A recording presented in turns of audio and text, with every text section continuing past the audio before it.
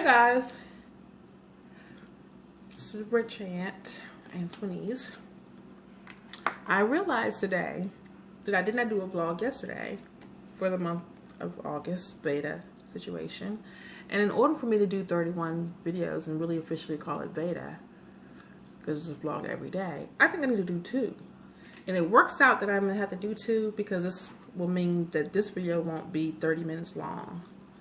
Because today I'm talking about my favorite art supplies. I know I've kind of done a review and talked a little bit about what the other things I've talked about, you know, what I use in my coloring book. But now I'm doing an actual review, well, not review, but just a favorites haul video. I know some people do favorites when it comes to beauty products and all that stuff, and this is technically a lifestyle channel, not just an art channel. So maybe I'll do one of those as well one day, but I think it's going to be kind of boring because I'm not a beauty enthusiast the way I see some people are. I'm kind of a person who, especially being a hairstylist for the last 20 years, I'm a if it ain't broke, don't fix it kind of girl. So I'm not a product junkie when it comes to beauty products, hair products, makeup. I was initially, when the makeup thing became a real thing, I was like, oh my God. But because even once it became a thing where people were really vlogging and doing videos and tutorials and all that stuff on YouTube, and makeup companies started really, you know, doing different makeup lines and all of that stuff as far as for the consumer, not necessarily, you know what I'm talking about, without saying all of that. I was already passionate about art, so that's just where I always want to spend my money when I have extra money. It's art supplies or electronics. Like, I'm going to always want the latest and greatest cell phone. I'm going to always want a nice computer or camera or whatever. So those are the things that I find that I spend my money on. So even once there became a big thing about beauty products and makeup and everything like that, I still didn't want to spend a lot of money. So even when I do my favorite videos for that, it will most likely, more than likely, be department store brands and stuff like that. And the hair products, it will not be endless videos of that either, because like I said, I've been doing hair for 22 years. So I find what isn't broke, I am not looking to fix, you know. Although I'm looking to support different people, I still find that I end up going right back to what I know was true, trusted, and tried. So there you have that. Now, with all that being said, this is my favorites video for art supplies. So those who do not want to watch, I understand, but you know, I'd still like for you to at least like the video, thumbs it up, you know, share it, because somebody else might like it, you know what I'm saying? But anyway, art supplies. I'm going to do this in 2 parts because I don't want this video to be hella long. I don't want a 30-minute art supply video. So I'm going to cover in this video my favorite brushes. Well, I have really a favorite, but you know, just ones I use. And I'm going to talk about watercolors and gouache. The next video, I will talk about acrylic paint and oil paint and drawing supplies, if I can get all of that in the next video. Okay, we'll just see what the time looks like. So far, I'm 3 minutes, almost 4 minutes in. 3 minutes. All right, it's 4 minutes. Okay, so my favorite brushes. Here's my jar of small detail brushes and this one random brush that I use to paint, mix up some stuff I have over here. With the exception of the fact that I have these bigger flat brushes, but they're short, so they go in this jar. This is my short brush jar, which typically is my detail brush jar. Now, I only have one set of professional brushes as far as professional, you know, brushes go. And that is Trekell. And this was the Greg Simpkins line, so it was like limited edition. And I have one set of those, and let's see if I can pull them all out without like taking a lot of time. All right, that's it for the small ones. I have long ones too. I'll talk about those when I talk about the long brushes. These are the small ones. I have a flat, an angle, a detailer, and whatever you call this one that has like a rounded top, but it's still kind of flat. Okay, so these are those, and I love them. I try to take very good care of them. The detail brush is a little worn, but I still use it a lot. And the reason why I love these and try to take care of them is, one, they were given to me as a gift, and the person who gave them to me as a gift, I just love them to pieces. So I will always keep these even when they become non-usable. Although I am a brush hoarder, I will throw away brushes eventually because I just don't have a lot of space to keep a lot of stuff. So these I will always keep though. So those are those. And technically these are brushes that are good for acrylic paint, but I do use them for oils too. Now, more of the short jar brush. These are the Artist Loft brands, and I have plenty of them because they are super duper affordable. I don't know what the difference between the black painted bottoms versus the wood with the blue on them. I really can't tell you, but I just grab whichever one is on sale. I tend to buy mostly rounds in different sizes. So yeah, I have this one random craft brush that has the rubberized handle. These tend to hold up a lot longer. Actually, they always hold up as far as this part, because I am famous for having to tape a brush because I left it in water too long. And that is why this is masking tape on this brush. Now, these have never ever gotten loose on me, surprisingly. So that goes to show you the quality of more professional brushes. But I'm hard on brushes, so I can't tell you that there's a major difference between these and what I've been using, honestly. But yeah, I'm kind of hard on brushes, so I probably won't buy with my own money another set of professional brushes.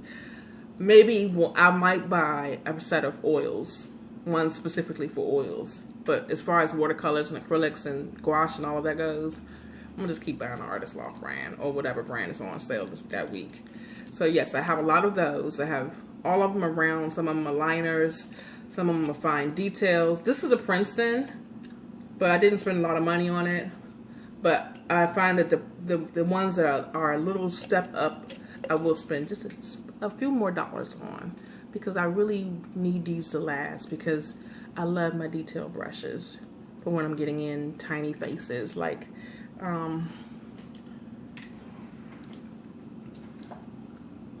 the tiny details of her face or her tattoos and stuff like that. I need them to last because I just need, I just need them to last. Because I have a million of these. I don't have a million of these. Okay? So that's that.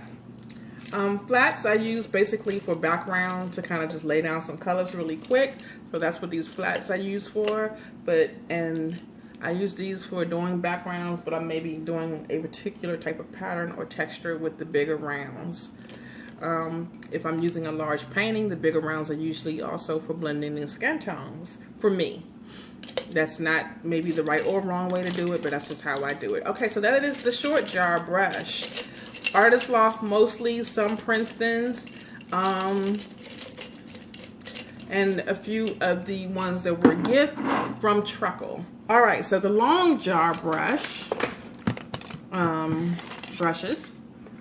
My nose is itching because I don't know why. I just have all this itchy stuff going on. I have like hives, looks like. I have this going on. I'm not sure. I had a coconut cookie earlier, and I think it's the coconut. Maybe my body doesn't like coconut anymore. All right, so these are the long brushes from the Greg Simpkins Trekell line. Is that all of them? Here's one. This is a detail brush, but it's long. And here's another one. So that is what I've been, that is, like I said, the line of professional brushes that I have by Trekell. These were for acrylics, but I didn't realize that, and I used them for oils. So these are the only brushes that I use for oils, and I try to clean them immediately so that they don't get ruined. But when I went on the website and actually looked at them, these were for acrylic paint. Oops. Now, as far as long brushes go, also have a lot of these Royal&Langnickel brushes. Lots of these. And have bought them over and over again, the same exact brush, as you can see. One, it's purple. And I love purple. Purple's my favorite color. It's part of my brand, blah, blah, blah. And they have mostly flats, but they have a few rounds in here. Actually, just 2 rounds. All the rest are flats. Some of the flats with the angle. And these are great for lettering and also doing just types of abstract designs. I find that I grab these when I'm using them to do nice abstract backgrounds. And then using the rounds for the foreground. Now, as far as rounds go, I have, once again, the Artist Loft brand. Lots of those. So let's put these down. And lots of Artist Loft brands. And they're still got stuff on them. And I guess because I haven't used all of them yet. These usually come in one pack where you have rounds, and then you can get another pack where you have the flats. Very seldom do I see them mixed, but I don't know. Maybe y'all have. So I have some short rounds, some long rounds, some short flats, some long flats, and Artist Loft because they are super duper affordable. And that is pretty much it. All the rest of them are also Artist Loft, just the bigger rounds that I really don't get into that much because I haven't been painting large, and most of my smaller paintings I can do the small rounds to do the backgrounds. So yeah, but they're also good for blending out too. I use some of my older brushes. This was some type of, I think this was like a Princeton brand that I have forever. You can see the paint peeled off of the top part. Oh, this is Lowell Carnell. I use some of these older ones that are kind of stiff now for blending and buffing out, like dry brushing, but blending out on oil paints. So I keep them for that purpose. I have a few random ones that I got like from TJ Maxx or something. The downside about these random ones is they shed. Artist Loft, even though they're cheap brushes, they don't shed. These shed, that's why they didn't get that much mileage. I don't like to see bristles on my paintings. I have one fan brush, and this was a Princeton brush. But I have a few Princeton brushes. So yeah. So that's it for, that's just brushes, guys. I haven't even talked about watercolors, and I only have 2 minutes left. Shoot. Watercolors, I really find that I like travel size pans of the Windsor Newton, but the really great affordable brand that I have used is Artist Loft once again, and they have this set right here that I've been using and still use, obviously, because I've gotten a lot of mileage out of some of these colors in here. One, you get a lot of colors, and the color payoff is really pretty. The only con is the viscosity is not as fluid as a more higher end brand. But also the tubes of watercolors are really great for, and I use these Reeves ones. These are really nice. Even though they're more of the affordable ones, kind of cheap, you get a lot for your money. You can get the big set that has like 18 colors in it for like, if you have a coupon, like, I don't know, 12 bucks, maybe 15 at the most. I never buy anything like this without a coupon because I know you can just get it hella cheap or on sale or whatever. Reeves also has gouache that I really like. I do want to try the Holbein because I just hear that it's so amazing. But right now, this is what I've been using. And I just put it in a Lowell Carnell tray and re-wet it when I need it. So that's my watercolors and that's my gouache. And so far, I love it. Now, this is the higher end brand. And I tend to grab this when I'm going out, because like I said, I like the viscosity better of the higher end brand. But this is a pan that I have been really in love with.